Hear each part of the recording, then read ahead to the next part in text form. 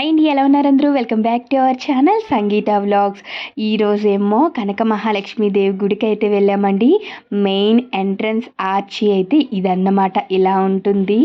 దీని లోపలికి వెళ్ళేసరికి ఇలా దుకాణాలు అన్నీ ఉంటాయండి. ఎప్పుడు కూడా ఇలాగే కలకల్లాడుతూ ఉంటుంది అమ్మవారి గుడి అయితే లోపడైతే షూట్ చేయకూడదు కదా, మరి అలాగని చెప్పి అమ్మవారిని చూపించకపోతే ఎలాగా, చూస్తున్నారు కదా ఆ లోపల విగ్రహం సేమ్ ఇప్పుడు నేను చూపించిన ఫోటో లాగే ఉంటుంది. బయట చూసారా, ఈ లైన్స్లో నుంచి మనం వెళ్ళాలండి.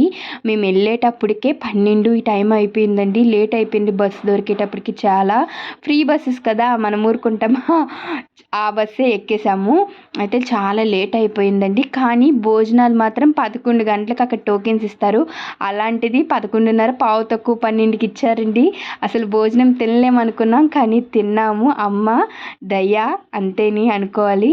అయితే ఆడవాళ్ళు మేమేం చూస్తే ఊరుకుంటామా, విగ్రహాలు అయితే కనిపించాయి అమ్మవి.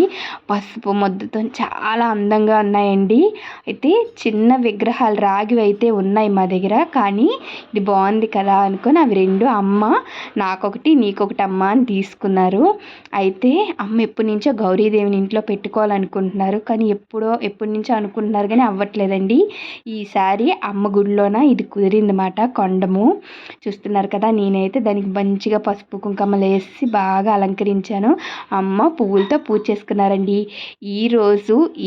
ఈరోజు డే అయితే ఇలా గడిచిపోయిందండి చాలా హ్యాపీగా. మీ అందరికి కూడా అమ్మవారి దయ ఉండాలి.